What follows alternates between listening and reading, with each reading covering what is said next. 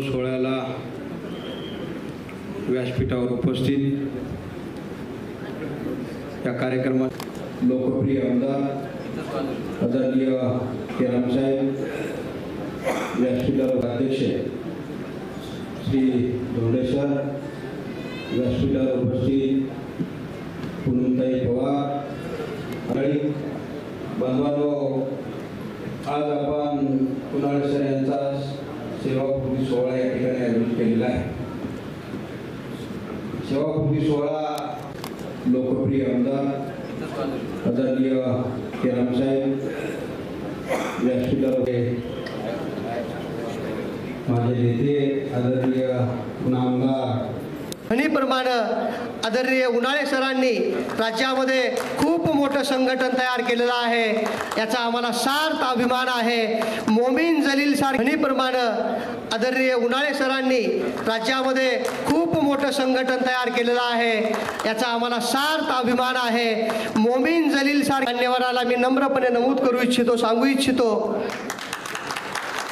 मैं अकेला ही चला था जानिब ये मंजिल मगर लोग साथ आते गए। मान्यवराला मी नम्रपणे नमूद करू इच्छितो, सांगू इच्छितो, मैं अकेला ही चला था जानिब ये मंजिल मगर लोग साथ आते गए। गौरव करत आहोत, त्या निमित्तानं आपण सर्वजण नमलात, त्याबद्दल सर्वांचं मी मनापासून आभार व्यक्त करतो आणि सरांना आणि त्यांच्या सर्व कुटुंबियांना आवडत नाही ते माजी जिल्हा परिषद सदस्य आहेत सो पूनमताई पवार यांना मी विनंती करतो, आदरणीय उन्हाळे सरांना शुभेच्छा द्याव्या। प्रांताध्यक्ष कार्यक्रमाचे उद्घाटक माननीय नामदार हेमंतजी पाटील साहेब, या ठिकाणी उपस्थित आमचे ज्येष्ठ नेते सायगावकर, जोरदार टाळ्यांनी एक बार यांचं आपण स्वागत करूया। आणि या ठिकाणी महाराष्ट्र राज्य शिक्षक परिषदेचा महाराष्ट्र राज्य सायगावकर, जोरदार टाळ्यांनी एक बार यांचं आपण स्वागत करूया। आणि या ठिकाणी महाराष्ट्र राज्य शिक्षक परिषदेचा महाराष्ट्र राज्य तुषार राठोड साहेबांचं आम्ही जाहीर अभिनंदन केलंय। त्यांनी 50 शाळा डिजिटल करण्यासाठी आमदार निधीतून आपला निधी दिलेला आहे, तर आपल्या खासदार निधीतून जिल्ह्यातील शाळा डिजिटल करण्यासाठी भौतिक सुविधेसाठी आपण सन्माननीय माजी मुख्यमंत्री अशोकरावजी चव्हाण साहेब, संघटनेचे जिल्हा अध्यक्ष आमचे मित्र दिगंबरराव मांजरमकर सर, कृपया आपण यावं।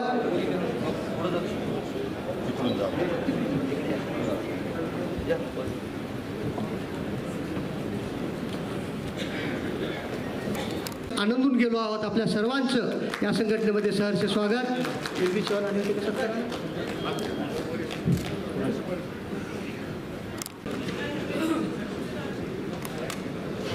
स्त्रियांच्या जीवनामध्ये ज्यांनी शिक्षणाचा पाया रचला अशा आधुनिक सरस्वती सावित्रीबाई फुले यांच्या चरणी नतमस्तक होतो। व्यासपीठावर उपस्थित असलेले आमचे मित्र, त्या कार्यक्रमाचे अध्यक्ष तरुण तडफदार खासदार डॉक्टर अजितजी गोपछडे,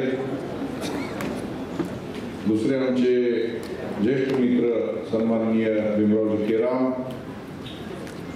नांदेड दक्षिणचे आमदार सन्माननीय आनंदराव बोंडारकर, व्यासपीठावर उपस्थित असलेले आमचे गुरुजी सन्माननीय धोंडेसर, लक्ष्मणरावजी ठक्करवार, डॉक्टर सचिन उमरेकर, सर्व व्यासपीठावरील सन्माननीय, पुढे बसलेले सर्व सन्माननीय, सर्वांना मानाचा जय महाराष्ट्र। तुमच्या इथे आणि एकदा ते गाढवांची जनगणना करायचं ठरलं, शिक्षकांना काम दिलं गाढव मोजायची, म्हणजे माणसं मोजायचं काम शिक्षकाला, शौचालय मोजायचं काम शिक्षकांना, गाढवे मोजायचं काम शिक्षकांना। शिक्षकांना विद्यार्थी घडवायचे, विद्यार्थी शिकवायचे का गाढव मोजायचे? तेव्हा शिक्षकांचे प्रश्न अतिशय महत्वाचे आहेत आणि हे प्रश्न सातत्यानं आपण सोडत आलात, सातत्याने या चळवळीमध्ये काम करत आलात। आणि हे करत असताना समोर आमची लेक बसलेली आहे, जावाई बसलेले आहेत, त्यांना आपण MBBS केलं, डॉक्टर केलं. तुमचं जरी लक्ष कमी असलं तर आमच्या बहिणीचं, आमच्या सौभाग्यवती ताईंचं लक्ष होतं आणि त्याच्यामुळं शुद्ध बीजा पोटी फळे रसाळ गोमटी म्हटल्यासारखं अतिशय चांगला असं एक कुटुंब आणि सर्वच आपण संसार आणि प्रपंच हे सगळा केलेला आहे. आजच्या दिवसाला आपण सेवानिवृत्त झालेला त्याचा हा सोहळा आहे, पण याच्या पुढे सुद्धा आपल्याला काम करत राहायचंय, या समाजासाठी काम करायचंय, या देशासाठी काम करायचंय, धर्मासाठी काम करायचंय. त्यासाठी आम्ही सगळेजण आपल्या बरोबर आहोतच. आमचे धोंडे सर आलेले आहेत तिथं, मनोहरराव धोंडे सर. गोपचडे सर मला अनेकदा विचारतात तुमचा गुरु कोण? तुम्ही नांदेडमधून पडलात, पुन्हा आमदार झाला, हिंगोलीला गेला, खासदार झाला, तिकीट मिळालं नाही, यवतमाळला लढलात, पडल्यानंतरही पुन्हा अजून विधान परिषदेवर आला. गुरु इथं बसलेले मनोहर धोंडे माझे गुरु तिथं. कुठे मांजरासारखं पडलं तरी तुम्ही येतात म्हणले तिकडे कुठे.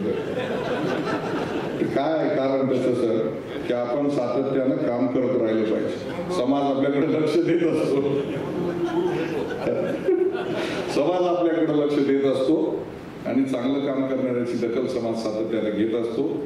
समाजाचा आशीर्वाद आहे, सर्वांचा आशीर्वाद आहे, गुरुजींचा आशीर्वाद आहे, त्याची दखल कुठं ना कुठंतरी घेतल्या जाते आणि निश्चित समाज तुम्हाला संधी देत असतो.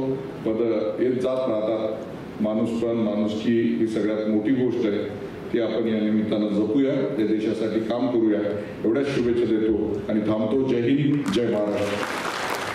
लॅब आणि शाळांमधलं आधुनिकीकरण करण्यासाठी या संपूर्ण जिल्ह्यासाठी मी दिल्लीच्या सरकारमधून, केंद्र सरकारमधून CSRच्या माध्यमातून 5 कोटी रुपयाचा निधी या जिल्ह्यासाठी आणलेला आहे.